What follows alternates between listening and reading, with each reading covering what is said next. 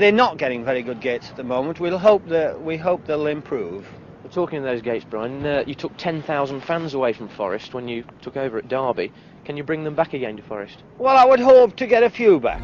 Good managers make good sides. There's no such thing as a side making a manager. We got promotion nearly by fluke, but there's no such thing as getting promotion by fluke, because you play 42 games. One of the worst decisions journalists ever made was when I won the first division at Derby on goal average and didn't get manager of the year, because they said I'd half fluked it just on goal average. Absolute bullshit. Absolute twisted thinking. You can't be lucky over 42 games. One game, yes, 2 games, 5 games, but not 42 games. The Football League Championship comes to Nottingham Forest. A championship side put together by those two men, Brian Clough and Peter Taylor. A side that they both agree has played with style.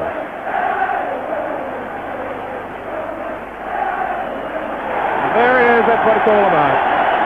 John McGovern, skipper of the champions, Nottingham Forest. What about the penalty? Obvious penalty. I think John would have stuck it in.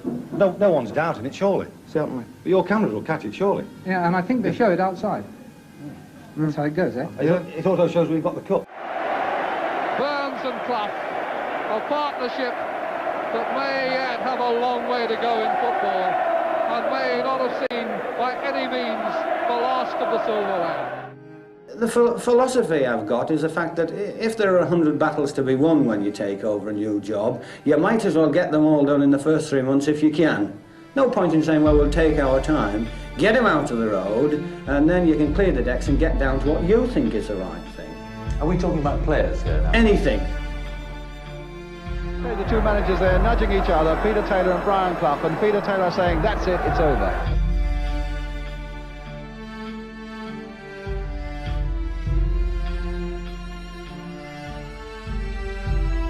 I remember going to Coventry and we needed a point that night to clinch the championship. And we got the point at Coventry, we got on the coach and came home. There was no champagne, no nothing, it was a job done. We did have a couple of drinks the following day actually in this very room, but there was no excitement as such. And it was, well, I don't know why. I think it was a case of doing it the second time around, possibly nullified it a wee bit. How do you react though when someone, from your playing staff comes and says, boss, I think you're doing this wrong? Good, well, I ask him which way he thinks it should be done. We get down to it, and then we talk about it for 20 minutes, and then we decide I was right. Taylor stayed at Brighton, and then eventually he was persuaded to come and join me here, and then everything... Why was he persuaded? Why did you persuade him? Oh, I think 2 people can do a job better than 1 for a start, and his expertise in finding players and having a knowledge of football was second to none at that particular time. Him and the back four. All good sides are built on back fours and goalkeepers. And he came in September, and we just absolutely, from then on in, steamrolled everybody. We had a firm belief that if we ever scored, we'd win, because there was no way they were going to score. And I worked with Big Ed Lloydie, and I worked with Kenny Burns, and I got Kenny Burns' car. Well, we changed his car because he'd pinched one.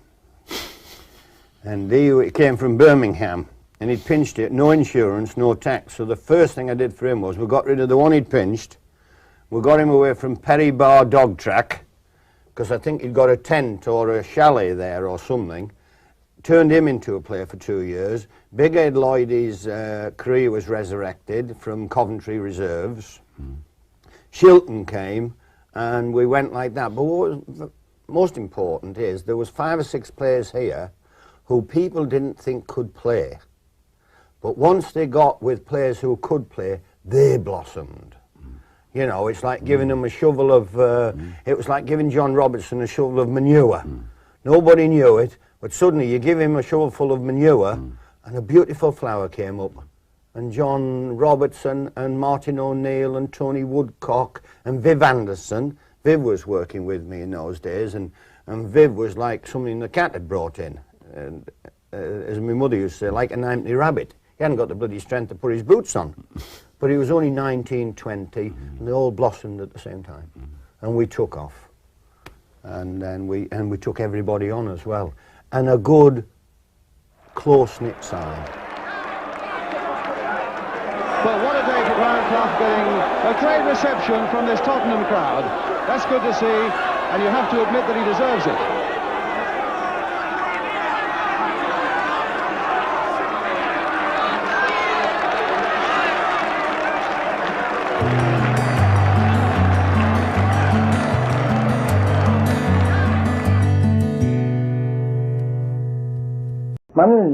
Management is a very complex business. You've got to be good at doing a lot of things, which perhaps is not in the actual chapter of management. You infringe on every personal aspect of life. We don't hide anything here. We get to the bottom of everything. We reduce things perhaps to a little bit of simplicity where other managers might, you know, find them complex. I don't know whether it's a gift or if I have a gift or anything. It's very straightforward to me. Yeah, people have always said that about us, you know, this about the bubble's going to burst. We've had that thrown at us right through our career. You know, we've been together now 12 years. I think that in itself is an incentive for us to do well. What is it? I believe it's just a selection and buying of good players and the ability to manage them and to put them together, etc., etc. I think that's what football's about throughout the world. Our only concern now is keeping Forest at the top of the Division 1. What would you like to see in particular about the new season, Brian? Me personally, Nottingham Forest to win the league again. What do you mean generally in football? Well, both really. I want Nottingham Forest to win the league again if we can possibly do it, because this is our main objective. We've discussed throughout the closed season, the players and I, incentives for the 4 competitions, and I'm of the opinion that there's only one really important one, and that's our English league. I think we're going to have a good season, everybody in English football is. I think we're ripe to conquer Europe again, whether it be us or Liverpool or even the people from up the other side of the border. And I think our football is not only on its way back, has arrived, and we're going to entertain everybody who comes along. How do you feel now as the manager of the Football League champions starting this season? Has your attitude changed in any way? Oh no, we're consistent. If you're talking about Peter Taylor now, we're consistent irrespective of where we are. Whether we're top of the league, bottom of the league, we play the game as we think it should be played. We talk to our players exactly the same. We demand certain standards, as you know, over the years. We've gotten to know you. And we play our football openly, clean, quick, and we get on with it. They underestimated us. It's the best way to go into anything, when they think they're going to win. There's no certain in this life, not in football.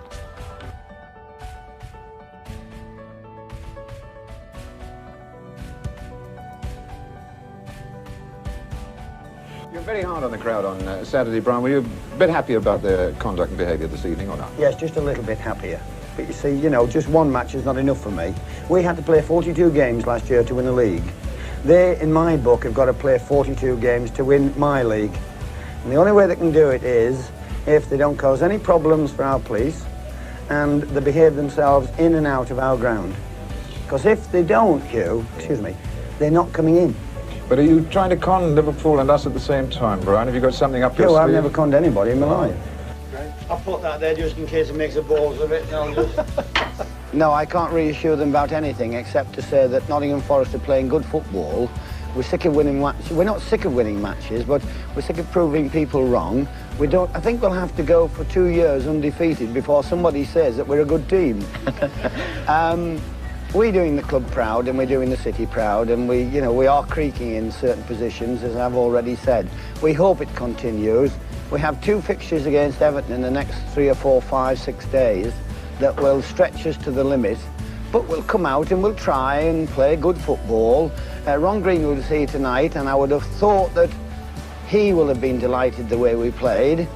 Not only do we play good football, we keep goals down to a minimum, and we are bitterly disappointed. We've conceded 1 tonight. What do you view about this return leg now, with 3 away goals? We're all getting our breath back, are we? Well, it was that sort of game, wasn't Yes, it was. It was a magnificent game. Magnificent for people who are watching, not too good for me with a 3-3.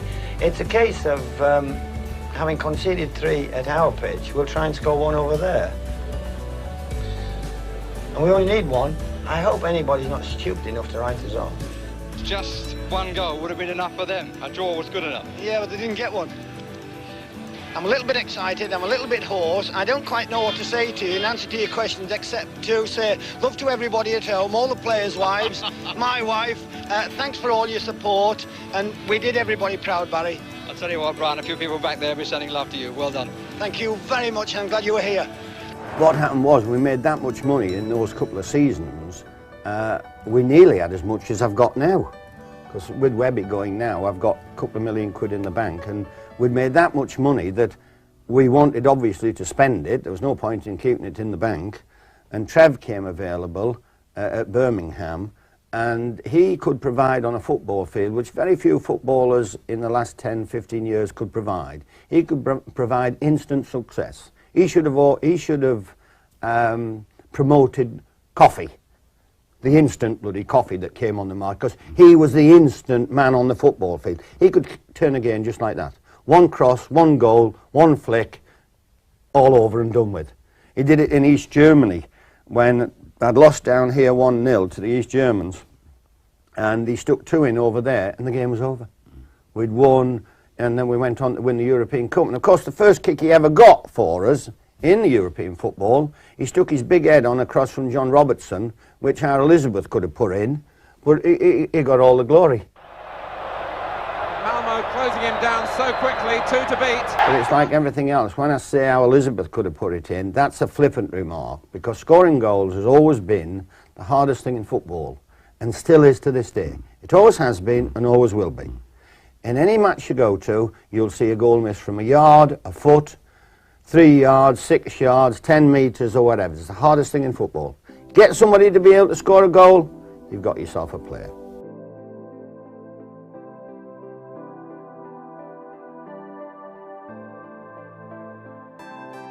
Peter Taylor, you and Brian Clough have won so many things, but how does last night rate, the European Cup? Well, first of all, Gary, we've accomplished what we came for. We bring the cup back, number one. It wasn't vintage Forest over 90 minutes, but there was good reasons for this. And I think it should be explained. And there aren't excuses, the fact.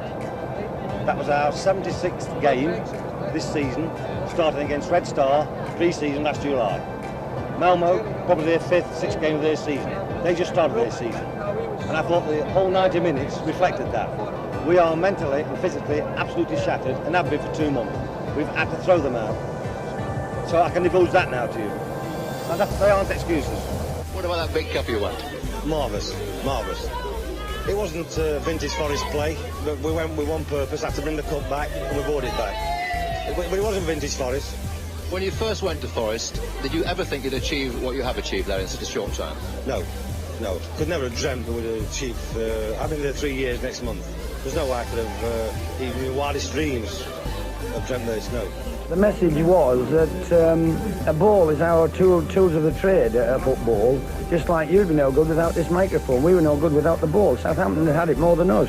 When we got it, we were giving it away, so it was a balmy situation. That was put right in about 30 seconds at half-time. After that, we just relaxed. It's the Forest bench. In Bowyer, the substitute, leaning forward. And now he's completely on his feet. You get that ball was the first comment, you get him was the second.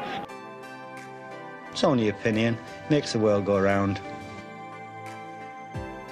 They thought they were shrewd enough to think that I was going to take over the FA, which I was going to. What do you think this result will do now for the club? Because people were saying if you went out of the European Cup, Forest would be at the crossroads and everything, but now it's all optimism again, presumably. Well, only silly people were saying we were at the crossroads if we went out of the European Cup. We preferred to think we were going to keep in, which we said so before the match. Not many of us said it, John, as we spoke about earlier on. But we're in it, we've done well. We're glad that you were here to cover it. Come for the semi-final. I had philosophy. We used to treat European trips as a holiday. Our bread and butter was the league. That was hard. But when we used to go to Lisbon, Holland, anywhere we did have to go to, we treated it like a holiday. It was a change. He never fails me. And consequently, we thought that together we could have success quicker together than we could individually. Forest win 2-1 on aggregate. Peter Taylor and Brian Clough are on the pitch.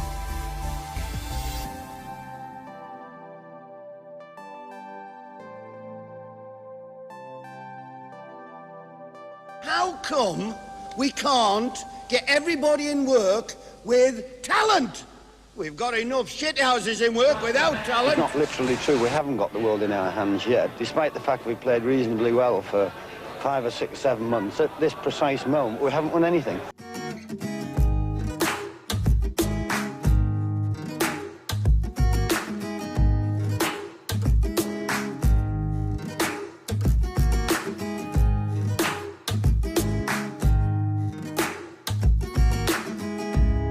People said that you're the favourites for tonight. What do you think about that? Well, I'm not interested in what other people say. I think it's a cup final, and I think that both teams are equal before the start of the match. What do you feel, young lady, coming from Sweden? Well, let the best man win then. Yes, good. Shut up and show more football. And we're delighted, obviously, for taking a European Cup back to England. We've got a chance next year as well. Can we win next year?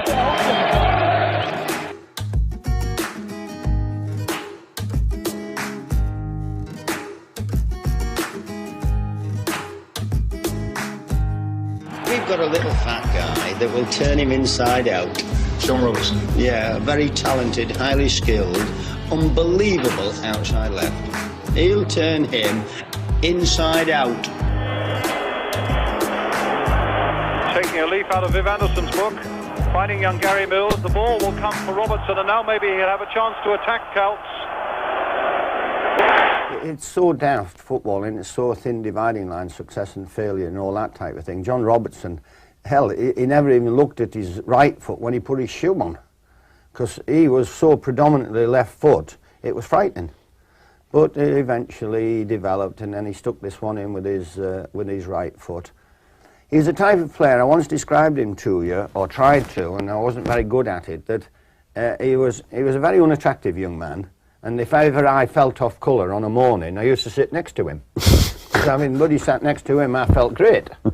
And I've never been an oil painter myself, but when I wanted to shave and all that type of thing, I used to sit next to John because I was bloody Errol Flynn compared to him. Give him a ball and give him a yard of grass, and he became an artist.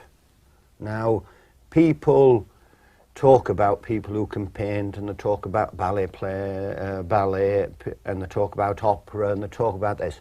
He was the Picasso of our game. Just give him a ball and a bit of grass.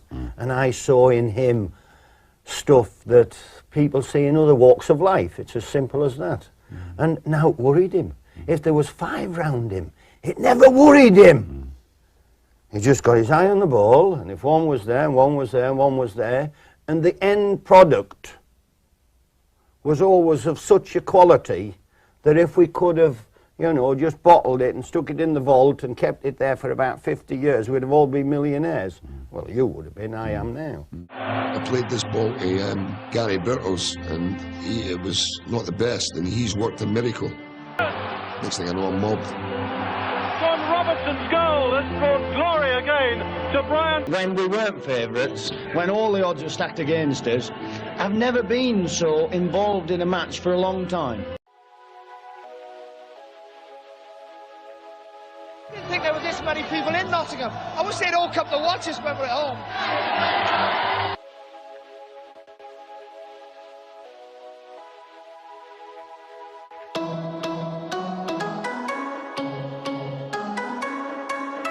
I shall see you next week, the week after, and the month after, and the year after, and I shall put a trophy in front of you.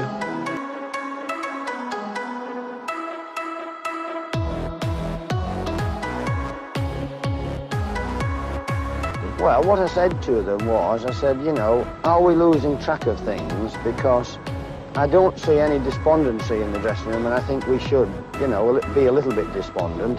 And are we becoming a little bit blasé about losing away from home, or even about our jobs? Now, I know it was a fluke goal. When a left-back sticks one in from 20-odd yards, was it 20 or 25? It's about that, yeah. Something like that. In the last few minutes, that is still a fluke goal. But nevertheless, we had enough opportunity to win the game. We should be able to come away from home and put on a performance good enough to beat sides like Brighton. Thanks very much. Thanks very much. It was funny, I actually did an interview with you after the game when Brian Clough had his arm around me, and I thought that was a nice touch. He likes to keep you distant. That's what I find anyway. No matter how much he tells you, oh, what a good captain you are or whatever, you know in the back of your mind he'll be the first one to kick you out of the team if you don't do it for him. So as far as I'm concerned, I know exactly where I stand with him, and I'm certainly not going to get complacent about being his captain, because I know tomorrow if he kicks me out of the team, he won't remember my name.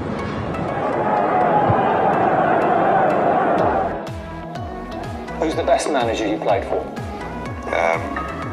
Without a doubt, Brian Clough. Right sort of progress as Brian Clough and Peter Taylor come off the field. I think they, above all, would concede that on the day they've been beaten by a better side. Brian Clough goes off to take his team into the 5th round.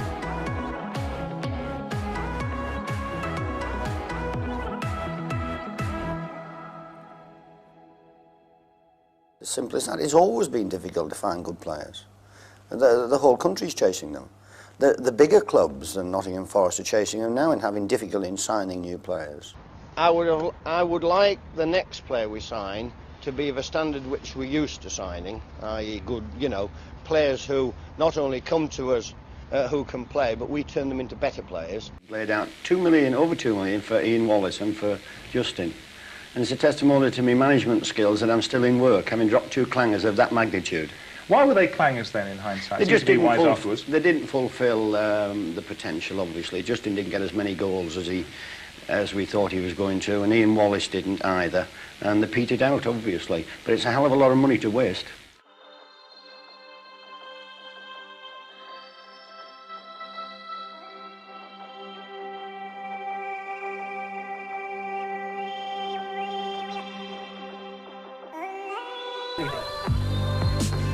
Even the boss? Yes!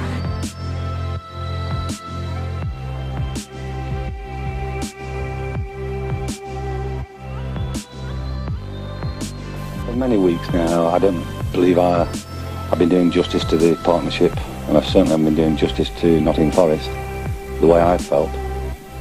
And consequently, after a great deal of thought, there was no option. I wanted to take an early retirement, and that's exactly what I've done. Taylor retired. Retired. We got done here by Manchester United, actually. We left Derby having won at Old Trafford. Yes. And it's funny how it all comes round. If you stay around long enough, everything comes round again. Yes. But we got done here by Manchester United 1-0. And Taylor used to use a phrase called, "We've shot it." And he came in having been beaten, and we were on the floor, and we were having a particularly bad month, result-wise. And he came and he said, "We've shot it, haven't we?" I says, "No." I said, "You have." And he said, "You're right." And I says, "Retire." And he retired. And I fixed up his financial things there and then. Geoffrey McPherson was chairman in those days, and I got him out of the boardroom. I said, "Peter's retiring." I said, "Let's start everything in motion now." And I got his cheque and I got his card, the rules that I'd been taught, and he came into the ground the following day and picked his cheque up and retired. And then, of course, like a lot of daft people who retire, got itchy feet and thought, well, what have I retired for? And didn't find retirement what they thought it was going to be and all that type of thing. And then gave me a ring and says, "Let's go back to Derby." I says, "No." I said, "I am happy where I am." When you get shot at me, he said, "You'll miss me." And I said, "I know I will." He said, "You won't laugh as much." And I didn't.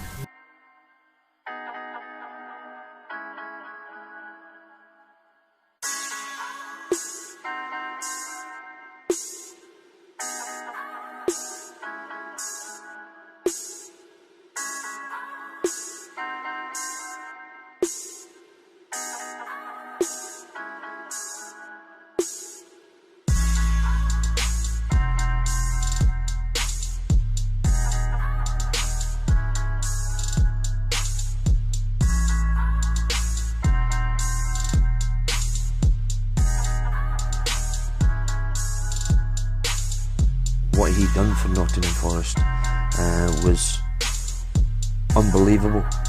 Dream, a miracle, whatever you want to call it, but it was something special. I think he's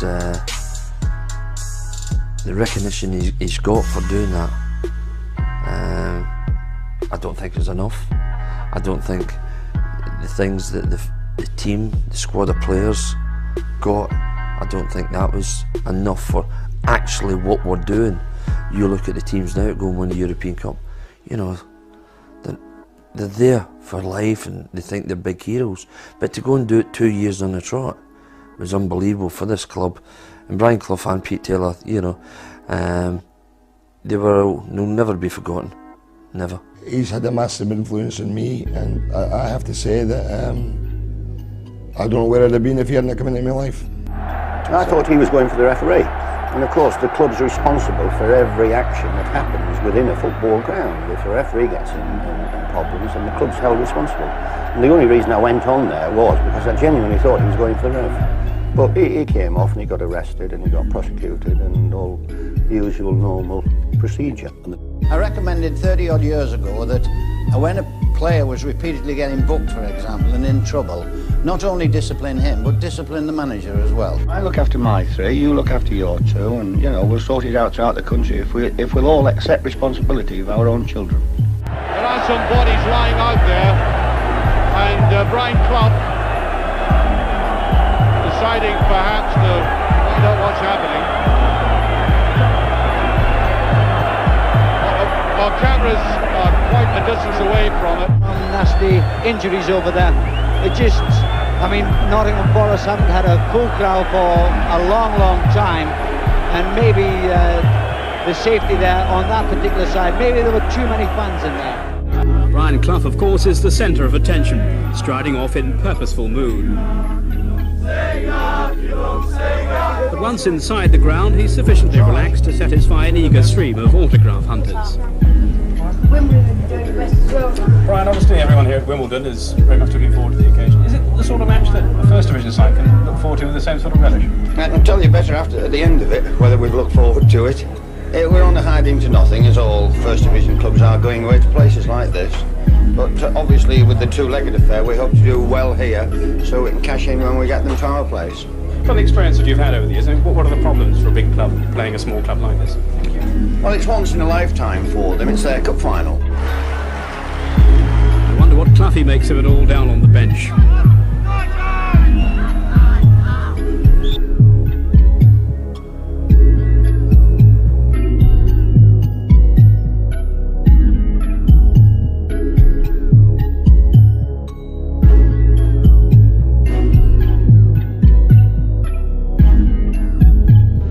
Enjoy being in the limelight. I thought it got out of hand a little bit.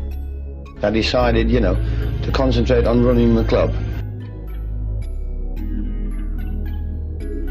If it means abiding by a few little rules, and if we have discipline running right through the club so they can come back at half-time and win cup finals, then they want me every day of the week.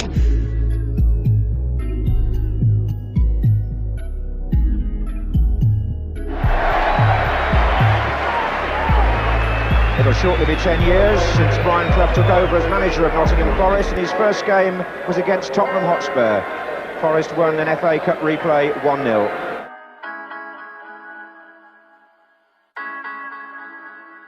And the first half they gave us a lesson in how to play the ball, keep the ball and pass a ball. And by and large the best team won by far. I know you have great respect for the Liverpool method. Do you think perhaps your players showed them too much respect at the start of the game? I'm not quite sure what the Liverpool method is, apart from having extremely good management and extremely good players. There's Brian Clough. Broke new ground again today, I think, Ron, because I think he was in that bench 5 minutes before his team came out. Yes, that was a strange thing to do. As you say, fully 5 minutes, Cloughy came out and just plonked himself in the dugout, and the rest of the team must have been stuck in the dressing room still.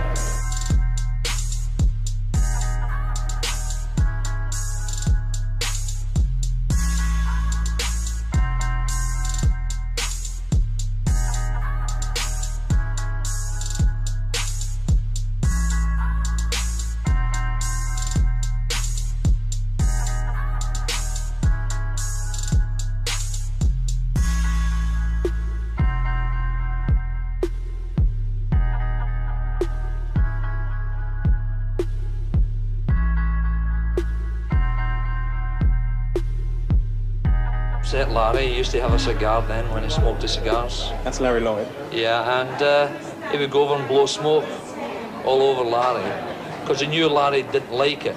It upset him. So he'll be upset when he went on the park. He'll look after the centre forward, so that was his way of winding Larry up. And I can remember in the first game I played for him, he's got off his bench in the dugout and he's screaming at me. He says, "Hey, Sonny Jim, you stop coming in this half of the field. What do you think I'm paying you money for? You're not going to score goals in your own half." You know, and that was, to me, was quite remarkable because everyone else I've played for, they want you to track back after wingers and run back when a defender attacked with the ball. So it was certainly a different philosophy for me. After I come back from Derby, it was my first game back at Luton. And he knew I liked a cigarette, so at 2:30 I was extremely nervous. He told me to go and have one, so I think that's unpredictable. Going to the toilet now, go and have one now. Well, it was reasonably lucky 0-0 for us, Brian. Brighton played quite well, and we could have easily lost the match. It's a bit of a shock to our system, actually. I haven't been scoring a few goals, and we got a non tonight, and didn't look like scoring, actually.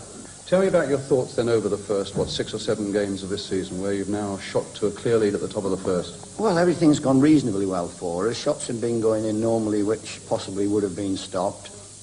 We have a right balance with a pace on the right flank, although he didn't show it very much tonight in Little Fran's car. Possibly with it being his birthday today, he had too much champagne at lunchtime. I hope he had champagne at lunchtime, because he's certainly not getting any going back on the coach. Because the thing that bothers me is I keep reading stories about you're going to retire at the end of the season and so on. Anybody who is connected with us at the moment would be silly to run away from it or even leave it or walk away. But everybody retires sometimes. Brian Clough's taken his team to the top of the First Division, and now he gets the Bell's Whisky Manager of the Month award for September. It's the 17th award he's had, and the whisky this time, he says, goes to Forest young defender Des Walker to help with a housewarming party at his new home. Your play has helped me win this award, says Brian Clough. Yeah, I mean, he can be outrageous, no doubt about it. I do say things that are controversial. That's part of his trademark. I mean, he's full value for any interview that he does. If you're a centre-forward, for example, having got through 2 ugly, ignorant, thug-like centre-halves, then you have to then face Shilton, and you've got to then put it in the net. It was a daunting prospect, and I always thought that when centre-forwards or inside-forwards or strikers, whatever name you want to put to them, got through our defence and then had to face Shilton, they went, "Oh shit, we'll scrap it." You can't be up there with bullshit. If you're a bullshitter, obviously you go out overnight. But he stayed there because he's the best goalkeeper and he's good at his job. He made one mistake, Shilton did. He should have stayed with me. And then we could have gone on to win domestic prizes, as I've gone on to do it, and he's failed to do it. The only time he won anything domestic was when he was working with me. So if he looks back, he dropped a clanger. You said you are really very excited by this young side of yours. Oh, I couldn't be more excited. I think the most excited I've been for many, many years. I missed my son playing centre-forward today. I missed him as a centre-forward and as a son. I think we could have just shaken them. Can anybody catch Liverpool, Brian? Well, we're going to try, despite today's 1-0 defeat. That's our second in a couple of years. But we battled for 290 minutes. We can only get better, and we'll try and catch Liverpool.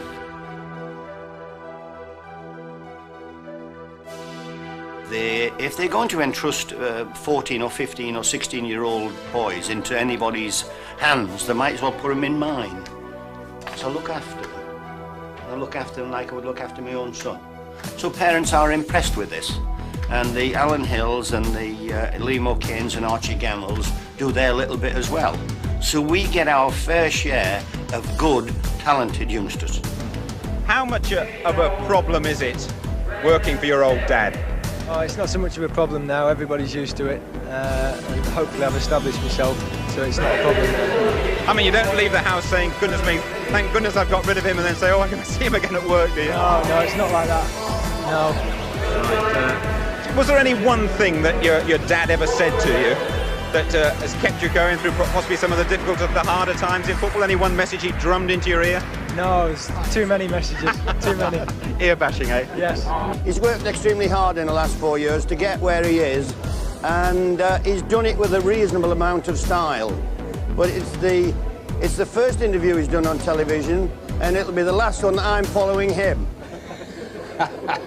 Well, it's been unique. Brian, thank you very much for thank you very much for that, Brian. I just see a number 9. That's all I see. I'm in charge of a football club, and the hardest thing that's been with football since I was your age is scoring goals. And it's never changed. You miss them from a yard, a foot, 3 feet, and so on and so on and so on. It's the hardest thing in the business, scoring goals. That's why strikers cost so much money, son. And it's never changed since I was, I'll repeat, when I was your age, when I was a boy at 18, signing for Middlesbrough. And I used to score a couple. 1 or 2. A lot more than my son. So far, give over, man. If he plays till he's bloody 90, he'll never score as many as I did. All young children, obviously, have got this little bit of spark in them. When you've known him now possibly 10 or 11 years. Longer, much longer. You knew him in my Derby days.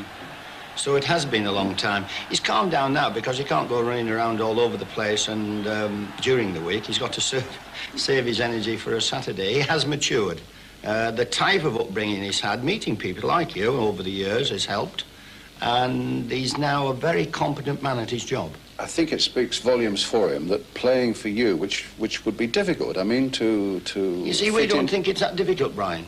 I mean, playing for his father or playing, you know... we don't think that's difficult. That type of problem isn't a problem to him. I mean, have you treated him any differently to any other player? Or He's probably been dealt with a wee bit harsher on various aspects, but there's a good working relationship, and I think there's a good relationship off the field also. Brian Clough has never been further than this in the FA Cup in over 30 years as player and manager, and the football world wonders if this could be his season.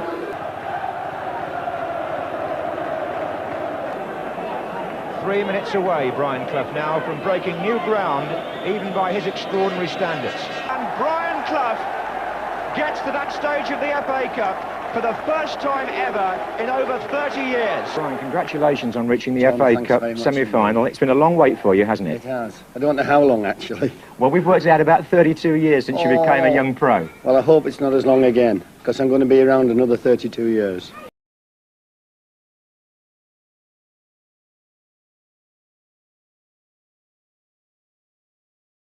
At half-time, it wasn't so much Forest's lead that concerned Brian Clough, rather time to tell David Speedy that when he elbows son Nigel in the face, he's got that to deal with too. Well, we like playing on grass for a start. God gave us grass to play on. He gave us grass for cows to eat and various other things, but we like playing on grass. If he'd wanted us to play football in the sky, he'd have built a football pitch up there. So we play it on the floor. The way the game was designed to be played, I feel. Now, there's nothing the matter with people who play it differently to us. We just like our style. And we employ players to fit our style. We have enough trouble getting people in our grounds, particularly in this one, because we only get 15 or 16, 17,000 people, without playing offside, for example. That drives people out of football grounds. So we don't play offside and we play football.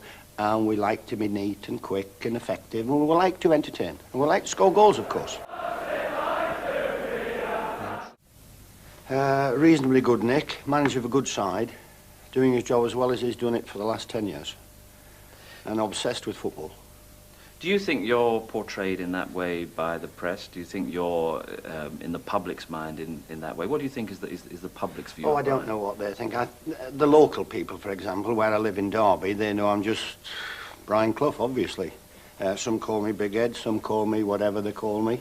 Round here, I've been around here longer than the stands, so I'm part and parcel of the fixtures and fittings.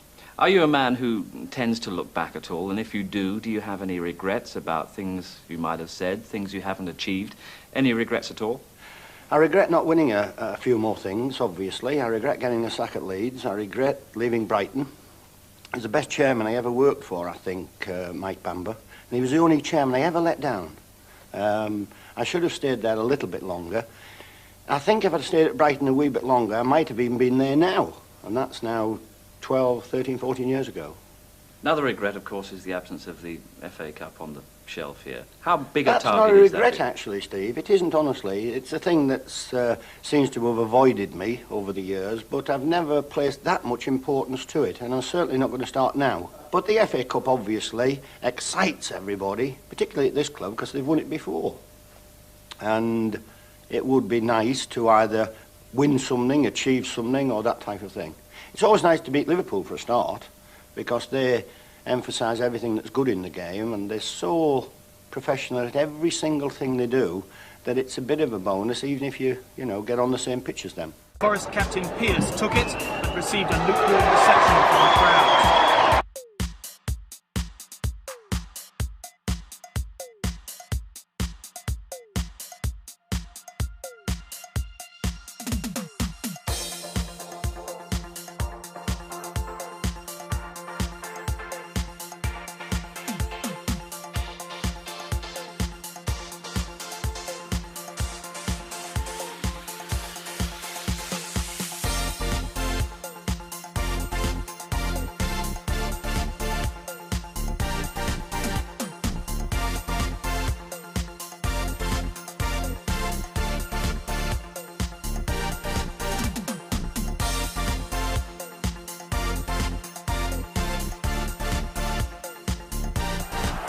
Brian Clough departs the tunnel to the special enclosure for him, which is just behind the trainers' benches.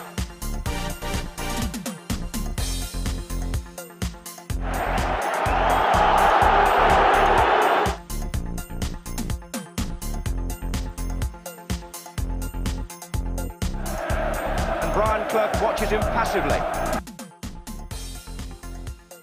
Totally embarrassing affair that was, and out of order from my point of view. I clipped a couple of kids for running onto the pitch. And of course Mr Taylor now has made it illegal for anybody to go on the pitch.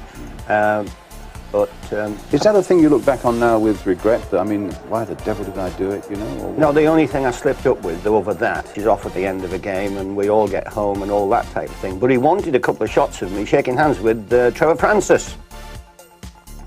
And of course he kept his camera running, which all good people do, and caught that. It cost me £5,000 and banned from the touchline and bringing the game into disrepute. I was going to contest it actually, and if in another interview I did with you regarding Manchester United, if they'd have brought me up in front of the FA again, then I was really going to contest that one. He's a good man, and I wouldn't like to see anything happen to him. He's done a lot for the club and a lot for football. The matches should be dropped. And if the FA called an inquiry in at Forest, I'd go down and help Mr Clough as much as I could. I'd help him in much ways as I can, yeah. Obviously, like me and Sean would give him a big help anyway, and I think he'll be all right. And if we're there, I think it'll be a better chance for Clough, I think. We never shunted him on the pitch, you know what I mean? Good. Just sorry about it, you know what I mean? Apologise to your mum and dad. Yeah, my dad's ashamed of me as well. Good. Okay. Now, what's important, lads, is anybody can apologise, because I've done it. I've apologised for becoming physically involved with you. The important thing is not to do it again. Now, I won't do it again, and you won't. Yeah, definitely. Okay, smashing.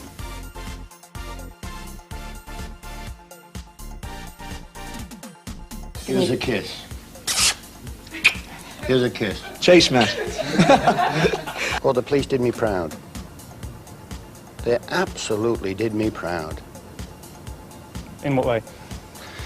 Well, they understood the situation possibly better than the Football Association. And I'm a policeman, as you well know. I support the police. It's the last thing that we have in our society, good policemen.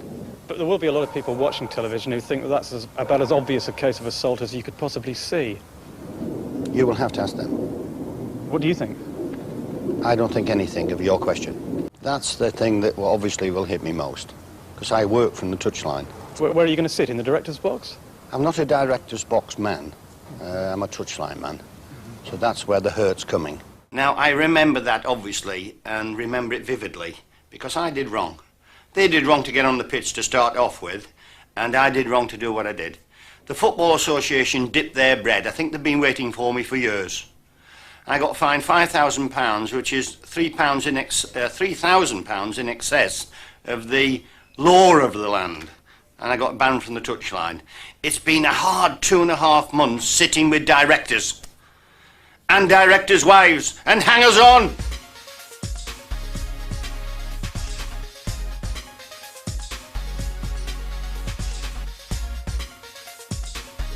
And we don't upset anybody, and we don't involve ourselves with problems with referees, and we smile occasionally.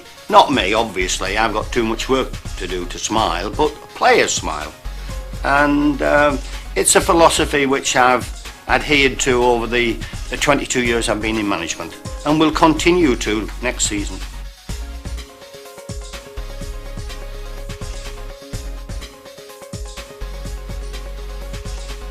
I couldn't believe that they wouldn't let me manage part-time the Welsh FA. I just couldn't believe it. But that's that's what goes off in football. I've got a saying that I talk with my colleagues every single week. I say to them, nothing surprises me in the game, but that took me by surprise slightly. But the chairman said he got good reasons, and he's come up with good reasons, so he's a gaffer in this particular case, and I accept it.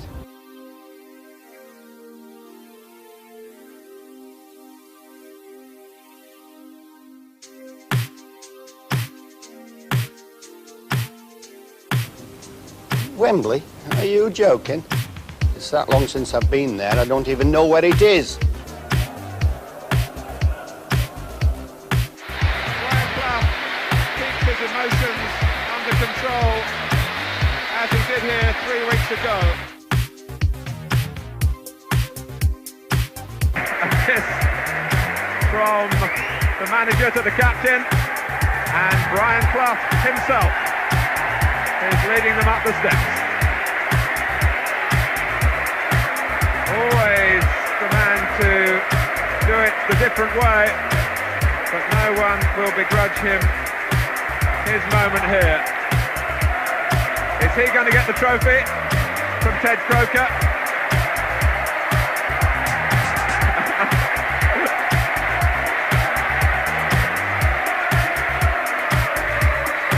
Well, it's a presentation, perhaps not just for today, but for all he's done for football and for Nottingham Forest.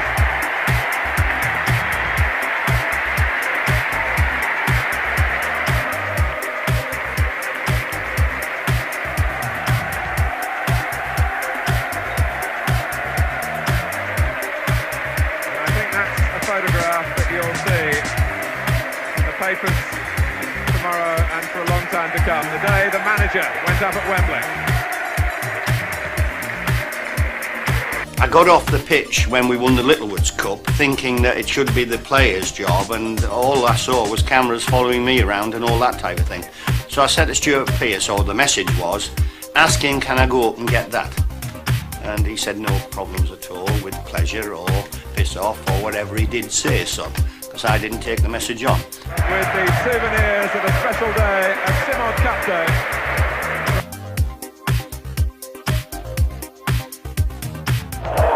Brian Clough there, and Archie Gemmell, the partnership. And Brian Clough there certainly makes himself heard. At the full-time whistle, the managers proved they were the best of enemies. Final score, 1-1. And Brian Clough has kindly accepted Barclays' invitation to make the award before the match this afternoon. Brian, the formalities? George, many congratulations on behalf of Barclays, obviously. Your team, and particularly you, sir, have been magnificent in October. Thank you. And I sincerely hope that in the month of November, you're giving it to me, sir.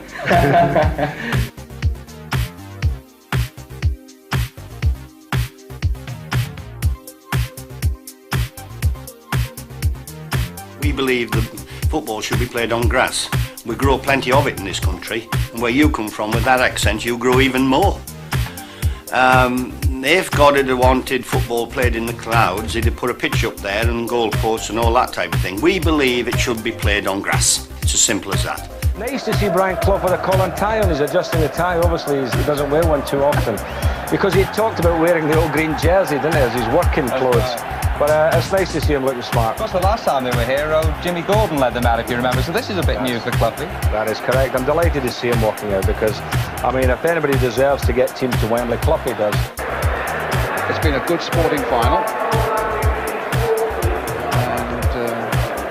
waiting for any other celebrations. Off to the dressing room, would you believe it? He's not even going to watch Nottingham Forest get the cup. But they say he's a one-off, they're right. Making his way to the dressing room. And he wants the gate opened so that he can get down. Well, I've seen it all now. Same dressing rooms, same pitch, same guys looking at you. They never change, do they? The FA people and the Football League, they're there. Same seats, same commentator. You've done well as well, you bugger. And it was smashing to go. And of course, in the past, I've taken my boy, my two sons, I've taken them as spectators, and they've sat on benches with me all over the world. But he was actually on the pitch this time. And one of the last times he was on Wembley was when I'd been working for your company, and I'd taken him down to a match, and he was taking some penalties against me at the end of a match, when everybody had gone. And the groundsman bellowed across and shouted, "Get off that pitch, you!" And I've never been, you know, I didn't go on a pitch for years after that until you caught me clipping some lads. That must have been something, actually, to watch your son win a cup final at Wembley. It was good afterwards, because obviously we're a small little family, and we all got home various ways. I came back on the coach with him. I stuck the cup on top of the television, and we knew we'd got it videoed and all that type of thing. And he's sitting talking to his girlfriend in the same lounge. My other son's there, my daughter's there, and then to see him stick one in, it was a very pleasant feeling. Yes. I mean, you are the most unpredictable of men. And on that particular occasion, you went off to the dressing room, and you actually didn't see him receive his winner's medal, did you? No, that backfired on me, I couldn't understand why you did that. It backfired because I wanted to get out of sight of everybody, and because I didn't win the cup, they won it. Yeah. And then, of course, it backfired in the sense that I appeared to capture 15 seconds or 30 seconds and all that type of thing. He got tied up getting the Man of the Match award and messed all the photographers up, and nearly lost his big head on the official photograph. But anyway, it all worked out well. I got in the dressing room and got in the bath, he got his medal, and that cup was on the television. And I kept it there for 2 days, actually. And we just kept having a little look, because sometimes you feel, when you've achieved something, you get up the following morning, you think, well, I didn't dream it, did I? So you just poke your head in the lounge, and it's there on the television, and you think, no, you didn't dream it. And a year later, victory over Oldham in the same competition. Well, suddenly Clough's way up forward now, and Jemson with a chance for Forest. He's done it! Forest have snatched the lead. No reaction from the manager, but it was the only goal of the game, a Wembley victory again for Clough. And Nottingham Forest have done it again. Applause from the manager for the team that have achieved another victory. And after that victory, he remembered the feelings of the losing manager, Joe Royle, as they left the pitch together. Clough in another unique Wembley moment. Wembley is a very special place, as you well know, if you've been, and you have been. I don't think we were favourites to win the second match against Everton, but I think we were favourites to win the first one against Luton. But it was an extremely hard one. We've had a hard season. I was under the impression Luton had been coasting for 2 or 3 weeks prior to the cup final. That was the reason they got themselves in the bottom 4 in the First Division. So, having gone there as favourites, we had to go and do it. And then I had the added bonus, of course, because my little son, he got a goal, I think, or possibly even got 2. So that pleased his mum. Cup weekend. Yes. How important is that to you these days? It's so important, it's incredible. But I'm not supposed to tell people like you. I'm supposed to say it's just another game, and we're getting on with it and that type of thing.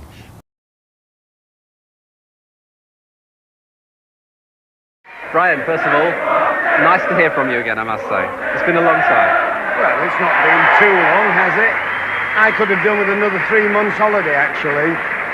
Is it nice to be back? The season is now underway, of course, once again. Well, we're at it again, and we're standing in Slab Square. And we're standing holding trophies, and the background sound is beautiful. How much did those 2 trophies mean to you last season? They meant just winning something which we were overdue of winning. We're sick of finishing 3rd, 2nd in the Football League, we got to semi-finals in the European Cup and all that type of thing, but to win something is sweet. Are they giving you stick or me? You, I think. Oh, you'd be amazed how much stick you get in my lounge. Really? Yes, in every lounge throughout the East Midlands and wherever you... I'm only kidding, but I'm not.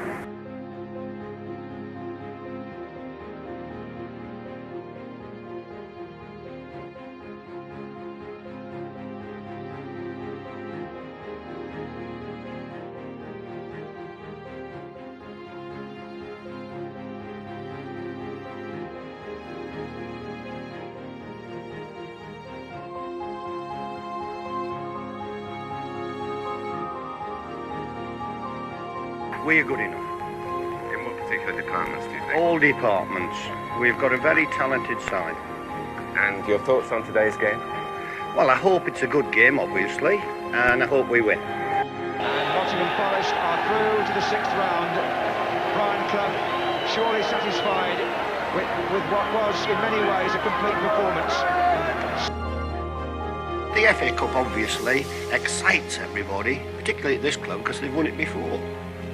And it would be nice to either win something, achieve something, or that type of thing. It's always nice to beat Liverpool for a start, because they emphasise everything that's good in the game, and they're so professional at every single thing they do that it's a bit of a bonus, even if you get on the same pitch as them.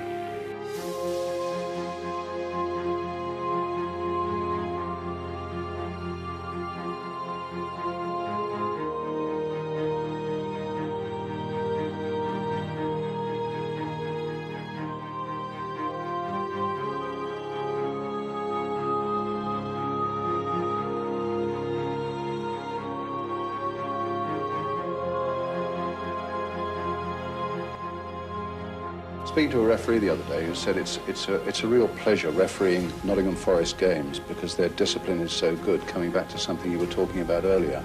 Well, we lay great store to it, obviously.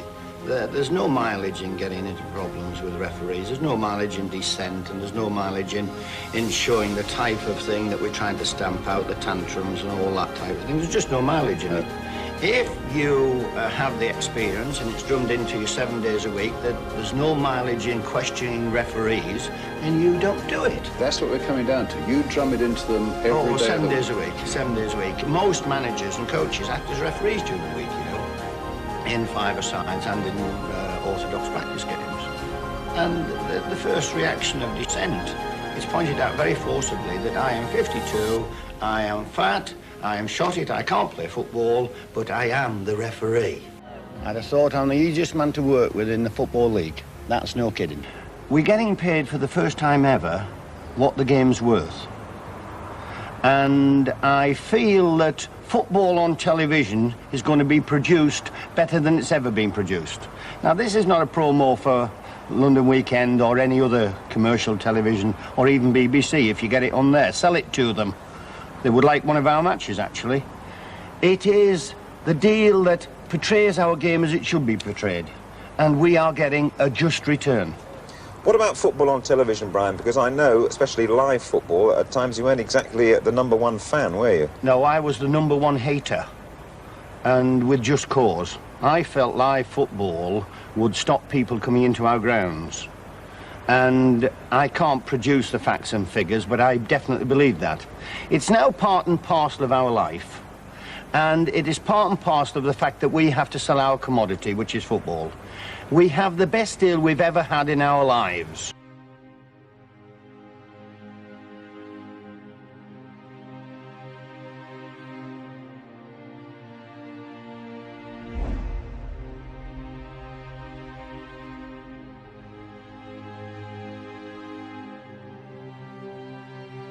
To get somebody to produce the best at any particular thing, you've got to have something going along, and football management has got a lot of complicated things happening at the time.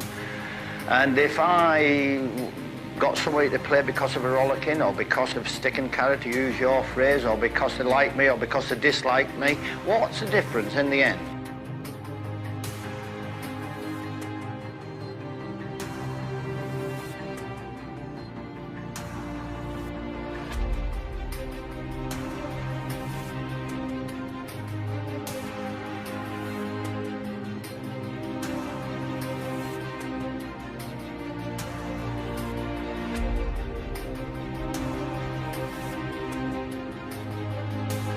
ground rules are right. We'll start getting out of the cart if you're Watford manager.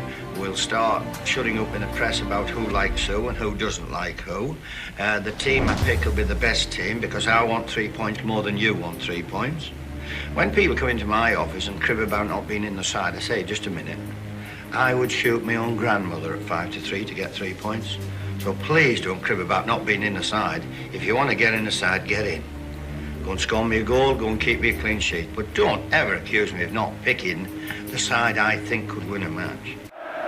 And Brian Clough watches him passively.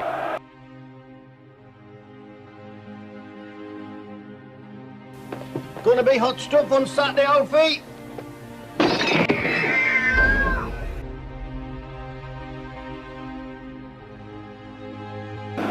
Brian Clough came to White Hart Lane for his first match in charge of Nottingham Forest. That was 15 years ago. And also for his 1,000th game in management. That was 3.5 weeks ago. On both occasions, he was a winner, and his team won't easily relinquish their grip on the Littlewoods Cup. And Brian Clough chalks up another significant success at White Hart Lane. It was a good victory. We played superb. We never crib about fouls, kicks or anything. And I would like occasionally Terry Venables to shake my hand and say well done. Did he not do that after the game? You ask him. And I'm one match away from the sack. Every week? Yes. Well, the countdown is on at both grounds. Brian Clough wants to know what's going on as well. Great camaraderie there. That's football. It only takes a second to score a goal. Certainly the timing's right. Forest's superb form has not only taken them to Wembley, but it's earned Brian Clough his 23rd Manager of the Month award. 12 goals in their last 2 games. Liverpool's task, formidable, improbable, but not impossible.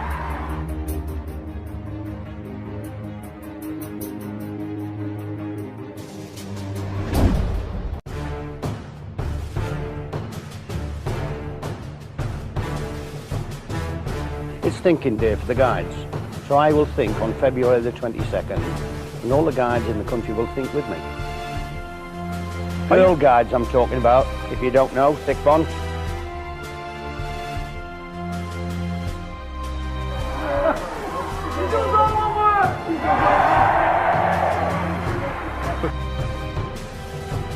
And it gets me around to see, darling, normal people. Each generation of man contains a relatively small proportion of individuals blessed with exceptional talents which project them onto the public stage and which direct them to touch the lives of millions. Mr. Brian Clough is one such man.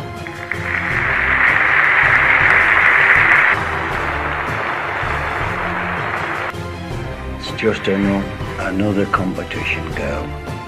Honest. You can't deny the FA Cup is the glamour competition. You must want to win it. Oh, I'll give you your lovely blue eyes and your eyelashes, or brown they are actually, to win the First Division Championship again. That's the glamour competition for me. The game has changed, obviously, and he possibly looks back and thinks, well, if I'd have had my time over again, I would have been this, that and the other. There's various things come into the game. Your business has changed, television, you know. We have to deal with agents, and we have to deal with people looking after players who can't play and all that kind of thing. Can Brian Clough reach the FA Cup final at last? But nevertheless, West Ham do have some consolation. They've a lot more to go for this season. Well, the face of a man who's taken his team and his supporters and others like them to Wembley in the League Cup 5 times with 4 wins, but in the FA Cup, Brian Clough is within minutes now of reaching Wembley for the first time. He must go down as one of the great managers, Brian Clough. He's running off now. He reckons he's done his job.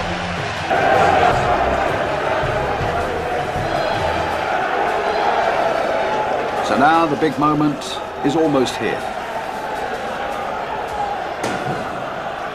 2 of the most charismatic figures in football management, Brian Clough on the left, Terry Venables on the right.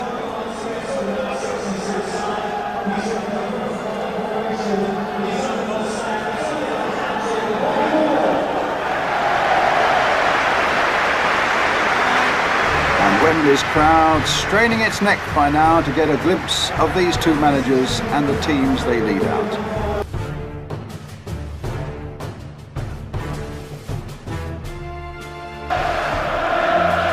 As indeed is Brian Laws and the other Brian, Mr. Clough, who will now be presented to the Princess of Wales. And having met one of the great personalities of this cup final, Brian Clough, having come out smartly attired in his suit, has in the past at Wembley disappeared behind there to put on his more comfortable tracksuit, and it looks as though he's going to do the same thing again. How Gascoigne was not sent off on that match, I will never ever know. It'll be a mystery for the rest of my life, because he kicked a lad called Parker, Gary Parker, and a lad called Gary Charles, and in the tunnel. He was that, you know, I didn't dare turn around. I think he would have tried to whack me. With Des Walker's own goal, unluckily for him, being decisive in extra time. It didn't affect me that much. I think it affected people more than it affected me, or other people more than it affected me, you know, and they want to win it for me more than I particularly want to win it. I just want to win anything, me. I don't care whether it's the FA Cup, Littlewoods Cup, Football League, Championships or anything. It doesn't bother me what you win, as long as you win something, and at the end of the day you see a reward for your year's work.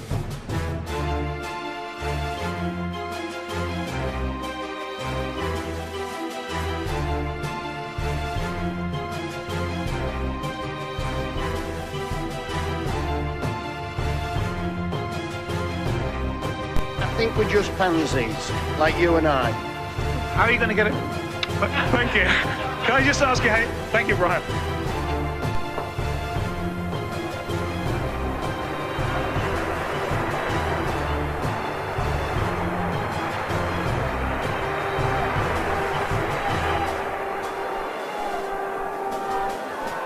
Well, I hope we're going to do well. We're not doing too badly at the moment. We've had a long week, obviously, as you're well aware of. Plymouth and Tottenham beat me in the 92nd minute. It's a big game. Every single week I turn up. Wednesdays, Tuesdays, Mondays, Sundays, you name it, it's a big game. A great ovation for Des Walker before the game with Queen's Park Rangers. He's served Forest well for a decade and he will be missed. He'll never beat Des Walker, and a neat ring to it. To those who doubted his departure, those who thought he might stay, it was the final proof. Sampdoria expects a complete Des Walker signing before the European Championships. We're sorry to see him go, but we're delighted for him personally.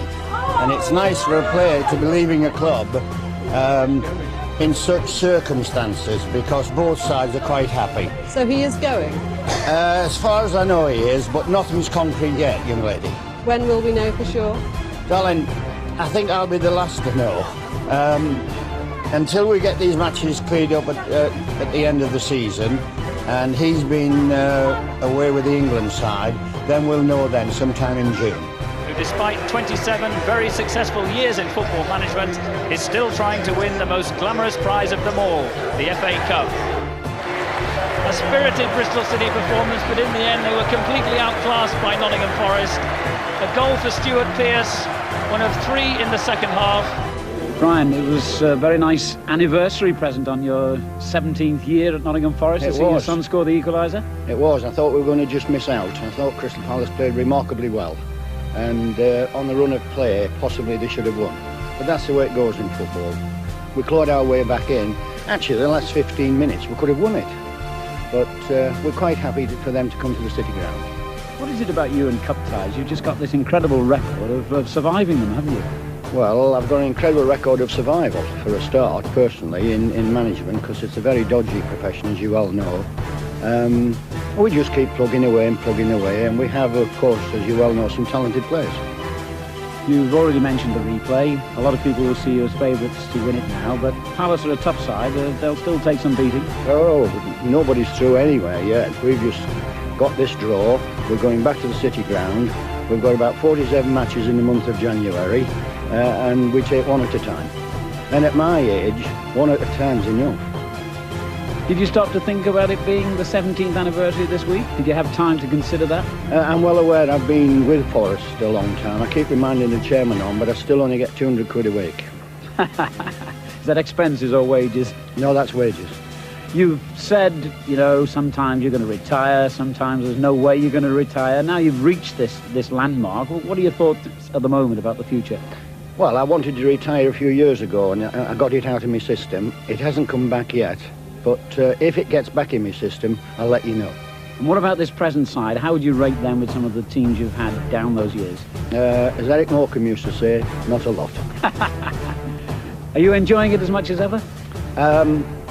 The travel gets me down, but it gets most footballers down, and I miss my grandchildren, and I'm shooting off down the M1 now because silly people ask me what I do over Christmas, and I spend half of it on the M1. I spend more time on the M1 than McAlpine, and he built it, I think. And that's the type of work we're in, and you're the same, obviously. It's your business and your industry. I'm shooting them back down the M1. All being well, we'll get in about 1:30, and I'm babysitting tomorrow. You'd miss it, though, really, if you had to get out of this game, wouldn't you? Don't test me. Liam O'Kane and Archie Gemmell flanking Brian Clough on the bench. He looks an embattled manager at the moment. Brian Clough's team finally found their football, and once they did, they swept Notts County apart.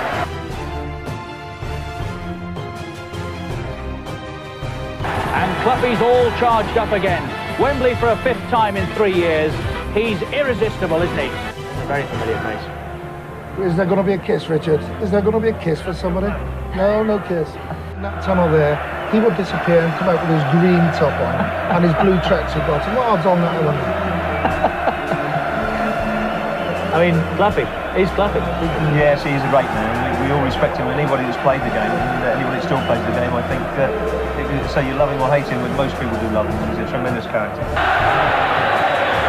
And that's it! And Forest have won the Zenith Cup. And that's the reaction of the old master. And then Brian Clough seeing his team snatch it again towards the end with Scott Gemmell's second goal. But a memorable final run. Yes, as I've said on commentary, I think it's the best of these I've seen.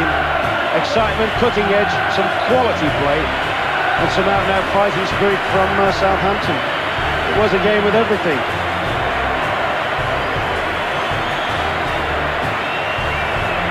Brian Clough acknowledging the support of the Forest fans, and he's getting a rousing reception too in return. It's been a long season, but that applies to all successful sides. We didn't quite clinch as much as we thought we were going to do, but by our standards it was tremendous. Edward Sheringham's finished up with 22 goals. Now nobody can grumble at that from a side who went through a lean spell, and often throughout the season, particularly at the latter part of the season, he's had to play on his own up there, because my son's had to play centre-half, or alongside. Well, he's actually played centre-half. He's played alongside Des Walker. Here, a lot of managers say they find it the most intimidating atmosphere still in the game. Is this something that you talk to your players at Leeds? About? Yeah. That doesn't bother me at all. I got sacked here after 44 days. I stick Leeds up your you-know-what. Yes, that's right. It doesn't intimidate me at all. And it doesn't intimidate any of our players. We've been beaten by a better side tonight. Congratulations to... I didn't call him Big Head. No, you got into trouble, I think, with that, did you, last week? No, I didn't. Because he's a big head.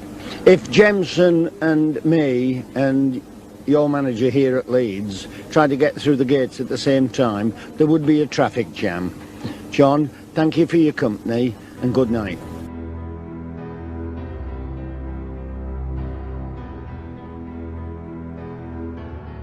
Anybody else fancy good? Not me, Brian. Not mine. You fancy good? I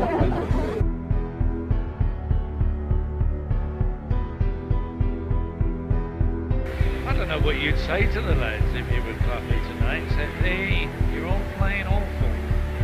That's about all he can say. I can add 1 or 2 words that we can't say. ask you a hard question here. Liverpool, are they an easier team to play now that they've slightly changed the way they play? Young man, I don't wish to be rude, but you couldn't ask me a hard question to save your life. You like winning matches, you like doing good interviews, and if that style ever comes back with your blazer, then obviously I'll have that. But that's the way it goes. Brian, thanks for the entertainment. Good luck in the season ahead. Thank you. Young man, I hope to be seeing you a lot of times this season. Thank you.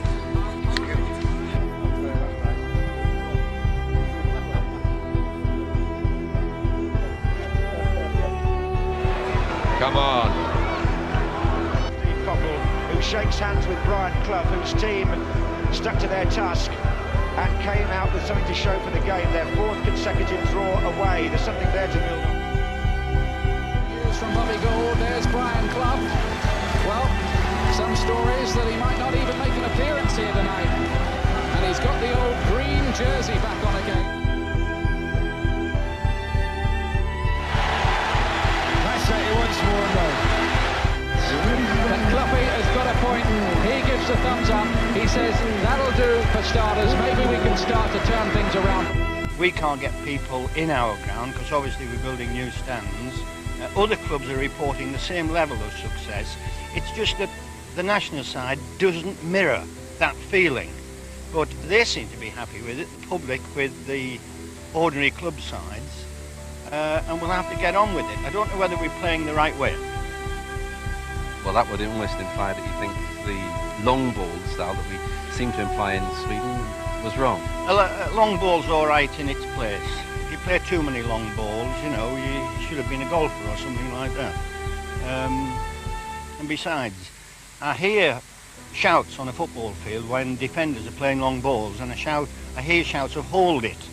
Now, I don't know many footballers who can catch a ball on the forehead or on the nose or anywhere. Seals do it, but footballers don't do it.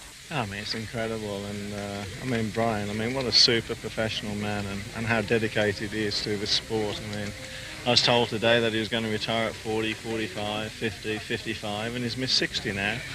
That is a joke, Brian, it's a joke. But I mean, he's in such tremendous condition. I mean, it's the biggest compliment I can give to him, and I've just got to find out what pills there are. He comes across as such a nice person, and when I was even doing some shopping yesterday and I was bragging the fact that I might possibly get the chance to meet him, people in shops, ladies, say he comes across as a nice person, and he is what he is. And that makes a good champion as well as talent. And then what about this for a double act? Two stars treading the boards, or at least the grass. Clough and Mansell, although it wasn't quite clear who was playing the straight man and who the fall guy. Nigel's promised to bring his lads back to watch a Forest game this season. I think they'll make him welcome. I hope to be working for you for another 18 months. How can you be bottom of the Premier League? Well, to be fair, it's kept me awake for about 4 or 5 nights in the last 3 months, every week. And I don't know how we're bottom of the Premier League, but we are bottom. And you've got to be realistic. We are bottom of the Premier League. It's as simple as that. And until we get away from the bottom, Raymond, people like you will continually and perpetually, and whatever the words are, will keep asking me these questions. But we've got to get away from the bottom of that league. I am sick of being bottom of that league.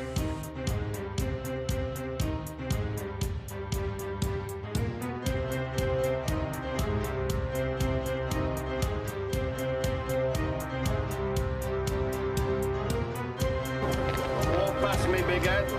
Oi, don't walk past me. Get here. Get your big head on the camera. Go on. Scrap, I ain't going anywhere. I'm going to see you off, John. The thing that worries me about retirement, and there's only one thing that worries me, is the fact that while I'm in work, I'm in what's called a closely knit club. You know, I can walk in a door and somebody will open it for me. I can go in the dressing room and nobody can come in, and I can do all that type of thing. Now, when I retire, I will have to sit in a stand or with directors and directors' wives, of course, who haven't got any idea about football whatsoever, and that's not a crime. That's why they are directors and directors' wives, because they know bugger all about the game. But to sit among that lot and listen to the chatter when I will think I would want to concentrate on the game will be a very hard thing to bear. But it'll be my choice. I'll either have to do it or not come and watch a match. But I would like to see my son play occasionally when I've retired. Brian will retire at the end of this season.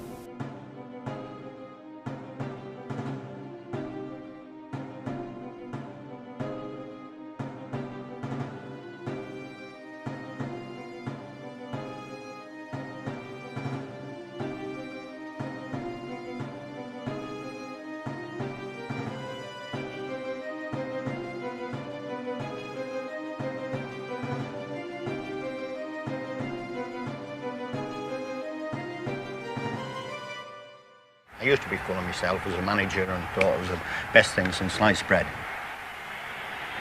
Managers do get sacked, and it's an inescapable fact, and it does produce fear. Now, if you, for example, young man, weren't as soundly entrenched in the BBC as you appear to be, you might be a little bit anxious on occasions, just like football managers. What about Thursday now? Who goes into the next game with the advantage, do you feel? Where are we playing? Here, I believe. Oh, good. Are you coming? Brian, you're just saying anything just to be awkward. Certainly not. I'm saying the hills are alive with the sound of music. Oh, do you ever agree with anything anybody says? Certainly. Well, thank goodness for that. Not. Give us a kiss. Oh, get you. The last time you and I were seen doing an interview on television, we were a couple of puppets. I'm not sure if that's a compliment or whether it shows how long we've both been around. Well, it's a compliment to me, John, but you were rather uglier than the puppet. If you ask me, I should be Chancellor and I should be Prime Minister too. And then this country will be as good a country as Nottingham Forest or a football team. I didn't set out to create an image. It was just me. You get what you see with me, and you get what you hear. I don't know what to do without him, really. It's a disaster. Hope we find a replacement who's equally as good. I've just taken him some flowers, but they wouldn't let me give them to him because he's in the bath. I said, well, I'll go and scrub his back. But I am, it's really hurts. I mean, we've all been expecting it. And now the time has come, and I think everybody's really upset about it. The man with the green sweater. An embrace for the law on his last home appearance. Whatever his failings, whatever his foibles, he's been a power of good to the game of football. An emotional welcome from a packed City ground. He doesn't look to be too far away from tears. And they only have shutters for one man.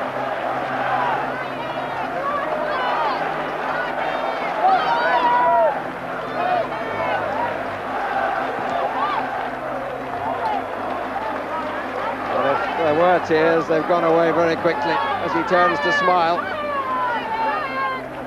at every cameraman he can find, and he doesn't have to look very far, surrounded by them.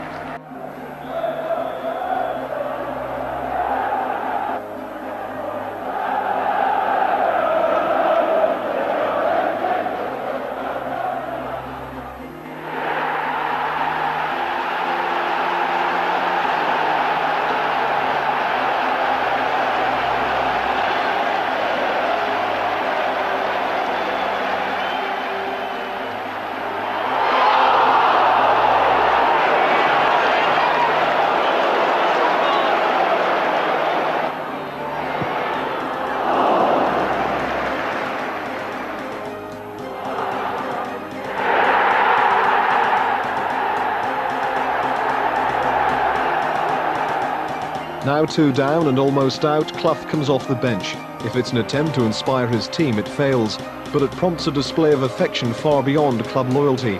Away to his right, the Sheffield fans begin to sing.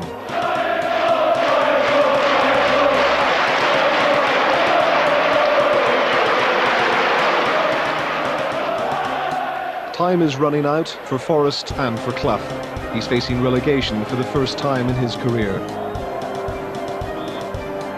When the final whistle goes, he sets off for the dressing room without a backward glance.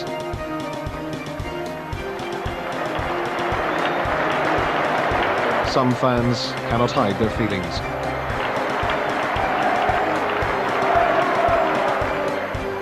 The match is over, but the crowd won't leave. They stay on the terraces and demand another chance to say goodbye.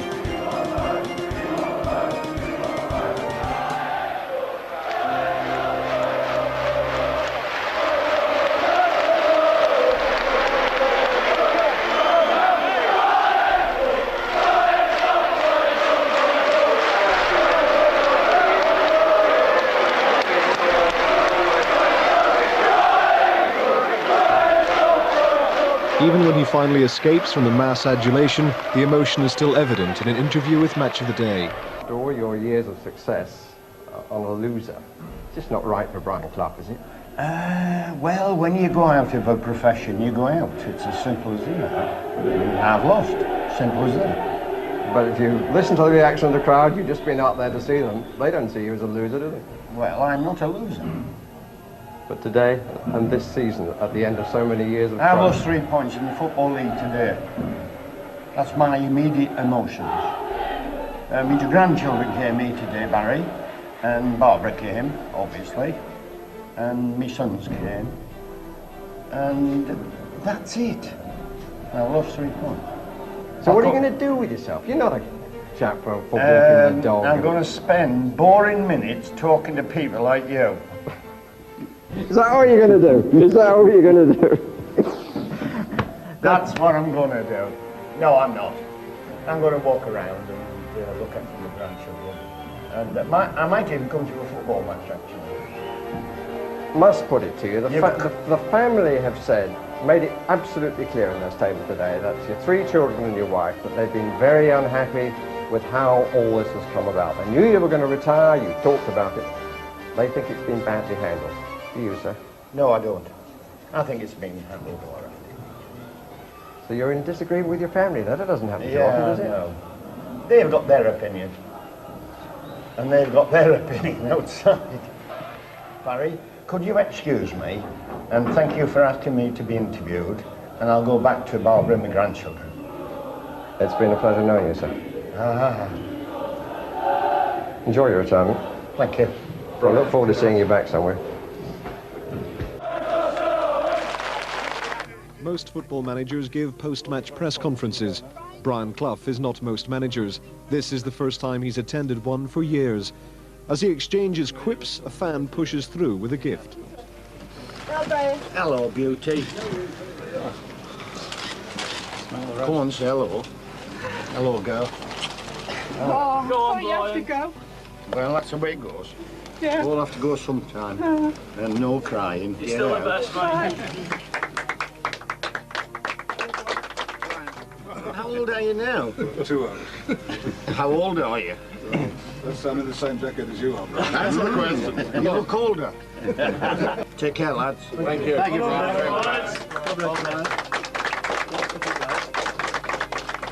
Clough is possessed.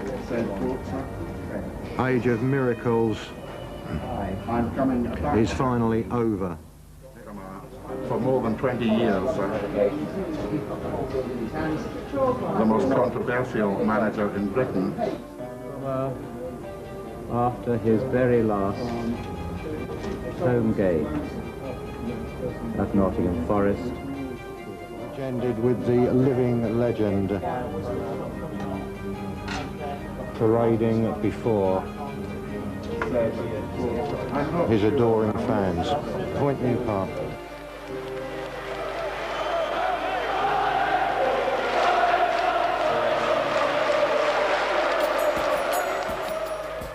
You lot are a bit isolated down here, away from us peasants in the Midlands. I was born in the Midlands, Brian. Yeah, I know, but you got down here as quick as you could.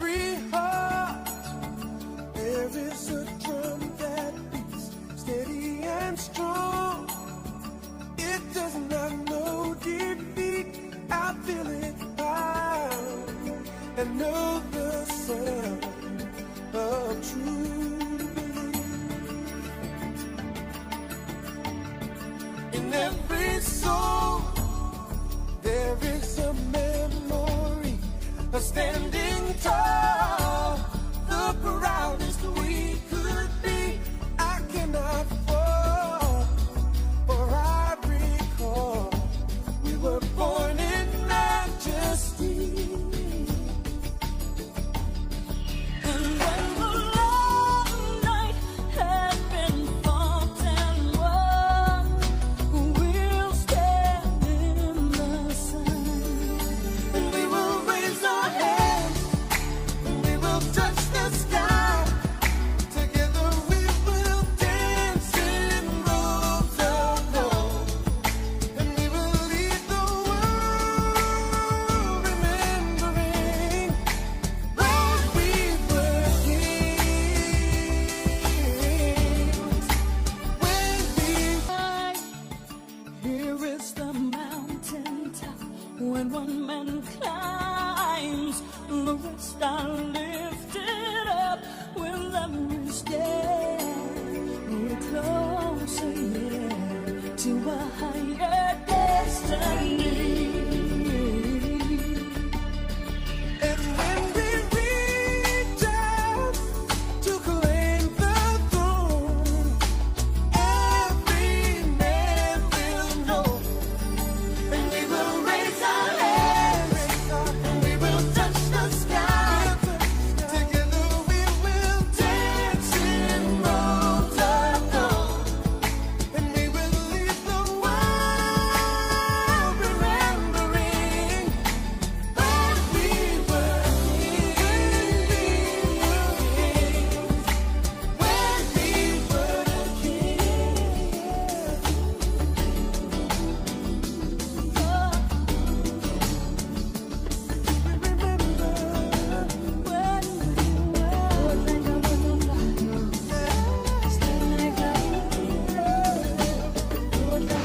You talked me into it, love. You 100%! Hey, I told you not to eat threat. Get on.